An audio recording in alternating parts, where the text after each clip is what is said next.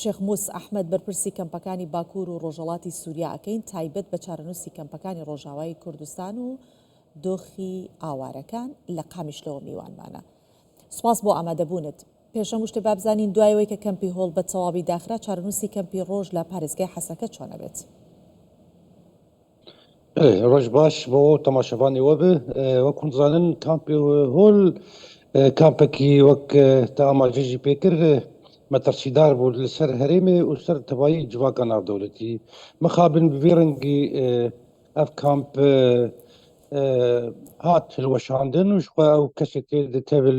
لەسەر خاکا سووری بەلا بوون ئەو ماڵباتن چەتەین داعشێ تەنێ هێژمارێکی بچووک ji kampê hol ve guhêstin vê kampê ak Burhan ya Bakurê Helebê. Ji bona got ev em bêjin ev sînaryo dubare nebe kampê roj dibin serweriya hêzin Sûriya Demokratîk û ji xwe rêveberiya me û her wiha hêzin asayişê parastina wê dike hejmarekî malbatên beyanî yê Daeş têdene. Ji bo tevlihevî û serweriya em bêjin asayişa herêmê serwere nebe کنترل کردی ما وەک بانگەوازیک ji bo tevahî dewletên êgo kes û karê wan li kampê roj hene gelekî bên xelkê xwe bibin welatê xwe li gor asayên welatê xwe jî karin wan dadgeh bikin hem zaroka jî karin ji nû wan perwerde bikin mixabin heta ana wek hûn zanin tê hîç dewletekî nehatiye ji bona kes û karê xwe bibe xwe hejmarekî Iraqî ne yani 15 malbatê Iraqî ne هەروەها 11 مالباتên Sûrî ne ji bo wan jî çarenûsa wan em bêhêvî dikin diyar bibe ji ber bi rastî jî pirsgirêkekî ewlehiyê herwiha xizmetguzariyê em bêhêvî alîkariya civaka navdewletî mîna kampa hol bi serê kampa roj jî neyê çunkî ev şaneyên Daeş herwiha Daeş ji nû ve ana xwe di badiyana Sûrî herwiha di bajarê Sûrî de xwe ji nû ve rêxistin dike. باشە چەند خێزان و منداڵی داعش لە کەمپی هۆڵ بوون یاخود ئەو ژمارەیە کە لەوێ بوون لە چەند وڵاتی بیانی بوون؟ 42 وڵاتا بوون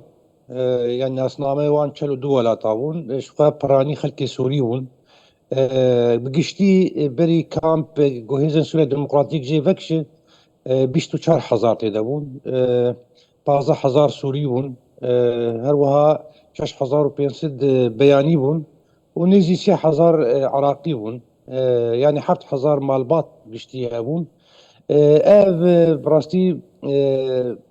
em bêjin tişê gurserê kampa hol dihat evaya birastî yani metirsiya civaka navdewletî tevijî heye wek amace jî pêkir yani bombek û ew bombe îro tevahî xaka Sûrî bela bûye Daeş xwe berî du roja wek berdevkê wê Ebu Huzeyfa ji xwe evaya ji bo tevahî xaka Sûrî armanca wan e wê ji nû vê Daeş xwe xebrêxistin kir û wê êrişî jî bikir. باشە بەڕێز شێخ موس ئەو 6500 ئاوارە یاخود باڵێن ئەوانی کە خێزانی داعش بوون و ماڵ و مناڵی داعش بوون ئەوانە کە بیانی بوون بۆ کوێ ڕۆشتن هەڵهاتن یاخود ئەو وڵاتانەی کە ئی خۆیان بوو ئەوانیان گرتۆتە ئەستۆ چۆن بوو بەرەو کوێ ڕۆشتون؟ نەخێر وڵاتی وان کەس نایە نەهات ئەو ماڵباتên خزانê Daeş yê beyanî tevil di nava wan grûpên çekdar de bela bûn çunkî dema êrîş li ser kampê çêbû çekdarên beyanî yani ji ev Wezbekî tu bigire Türk Hizb Türkistanî hebû herwiha mîrên Daişê yê beyanî di nava van rêxistina dê xwebcî kiribûn ew tevê li bejaya el Sûrî bela bûn yani heta Şamê jî çûn li Idlibê Helebê ti hîç welatekî nehatiye ew nebirin ême wekî kampê roj 11 malbatên Astralî 34 kesa pê dihat xizanê wan hatin ew xizanê wan hatin me radestî wan kirin lê mixabin wek hûn zanin ne hikûmeta Demkiya Şamê jî qebûl kirin derbasî Şamê bibin û diriya balafirê biçin Astralya hikûmeta Astralî ji xwe do evaya bi eşkere bi zelalî jî got em qet wan qebûl nakin û dibê jî em ji ناسنامه خو اسرائیلی جوان بکشینن باش جبرویجی ای کامپا هول ته هیچ ولاتی نه هاتو نبرنه باشە ئەی ئەوانەی کە لە کەمپی ڕۆژن بیانی تێدایە راسته 730 مالباتن بيانينه نيزي 10,000 انسان بيانينه هجماركي بتشوك عراقيين وسوريين باشە خەڵکی چ وڵاتێکن زیاتر انا براني خلكين سوفيتي برين يعني اوزبكين وطاجكين وهروها هريمن ايغور وقرغستان لي هجمارك وكان سيو تشاركسن بخا استرالي يعني وجي وقت ما قلت شلو دي ناس نما ولا تاجي دهن باش حتى بريطاني جهن باشە ئایدۆلۆژیای ئەوان چۆنە کە گفتوگویان لەگەڵ ئەکرێت تونندڕەون یان ئەکرێشیانەوەیان بۆ بکرێت و بگەڕێنەوە ناو کۆمەڵگا او يعني جدائي هي دنابرا هشمنديا قول كامبا هول كامبا روج جدائي هي كامبي روج براني وخلكي وان ديفيجن يعني ايدي بوشمانيا خدن ديار كرن دخوازن بزي برن ولاتي وقناه قسي تندراون لي الجور دماغو انا هجر هاتو داعش نبي فقريا وبي اوايكي قرسي وبهزكي خرط دبي افي تشنكي هش من ديواد هنا ايديولوجيا فكرة داعش سربي برورده هاتي يستندن وكون زانن بحزار كيلومترات دما هاتن درباسي سوري وعراقي ونجبو هش من ديا ايديولوجيا داعش هاتنا يعني زمين هي باشە ژمارەی ئەو 10,000 کەسێک کە باست کرد چارەنووسیان چییە بێت چ پلانێکتان بۆیان داناوە ئایا هیچ وڵاتێک داوای ژمارەیەک لەو کەسانی کردووە کە خەڵکی وڵاتەکەی خۆیان بن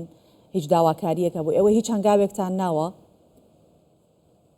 يعني مخابن دبي علي حتى انا يعني دانو سندن چينه بوي جيتي ولا تجبونا خزمي خوي جود كامبا روجدي ام بهيبين يعني او الي كاجا جواكانا بدولتي جبرچنكي باركي جرانه باركي چه جران بوناوي دروشكي حقوق اوارتده هرم تبي سرورياوي تي جوهرتن هزن تندراو ايدي بيج كيفن اجبرويجي براستيجي برزجليكي اولهيه چنكي يعني ده هرمكي سينور دي سينور تبي هرمكي كرديه وقنزانن كواليسيون ناف دولتي جوا او بخراستنا وخجبي هرمي بتايبت جي الشري الهمبري داعشي وقت قنزانن راوستان دي اجبرويجي بهيفيني قالي كاريكي هبج بي علي جواكا ناف دولتي بين كسوكاري وخا طريقه بيجن تنسيقك بهذا السوري الديمقراطيك شبه وبقرين ولاتي وان باشە ئەو مەترسیانی کە لەسەر کەمپی ڕۆژ هەیە چین او اريش كنت شبابن يعني اريش يبان جروبين شكدار طيبات داعش شنكي داعش دخازي او تولا خا حيفا خا هلين شنكي هزن سوريا ديمقراطيك وقنزانن لباشوري كردستاني هزن بيشمرقه جو قريبون داعش ده 1014 و15 و16 تيك ببنش قد 1019 دما شر باغوزي دي جبرويجي داعش دبي ويكينو نفرتا خودي صار لهمبري كردا بيشاروجي دي بيك بينج برويجي مترسي يعني مترسي داعش انا تبعي هريم سوري دي بلاويه باشە بابینە سەر پرسیارکردن لەبارەی گەڕانەوەی ئاوارەکان بۆ ناوچەکانی خۆیان بۆ نموناوانی کە لە ئەفرید کاروانێکیش گەڕایەوە پلان چییە کاروانێکی دیکە گەڕێنەوە چه ئامادەکاریەکەن يعني هو هجمارك مالبات انا وك بخش دبيجن ام ايدي ام دكارن بقرن تشارشد مالباتن خو تومار كرن وك هزن ما تدي اندماج بحكومتها شامير شقدو وك برسي هزن اصايشا رجباي كردستان شقا سردانا هريما عفريني كر زمینه گو آماده بن او کسانا وگرن ایدی پرزگلیک دویده هنا مالباتن وان گروپین چکداری تندراوی گو دير زور و هروها حلب و ادلب و حتی شامی هنا مالن خزالي ما عفرين دنه جركي اف مالبات هريمن كردا دركبن جمالي وان كردا دركبن حتى جو كاربن كرد وگرن جواري خوش بو بيجي هنا حكومت دمكية شامي جو يعني آلي كارب وگرن هنا تشكي فرميتني لي وك خلقي ما امادن وگرن عفريني يعني ام بيجن بشكل كي برفره يعني ام بيجن بقشتي وگرن تك توك يعني كس مالبات وگرن برج گريكا كمان گرکی آلیکاریش بونا وان بی پیشکش کرن هر وها روشاوانی پشتی گو وگرن عفرین تی هزن چکدار گروپین چکدار ایلیشی وان نکن تایبەت بونا جوانا. بەڵێ سپاس دەکەین شەخ موسەحمەد بەرپرسی کەمپەکانی باکوور و ڕۆژهەڵاتی سووریا لە کوردستان 24 میوان بووی سپاس بۆ ئامادەبوونت.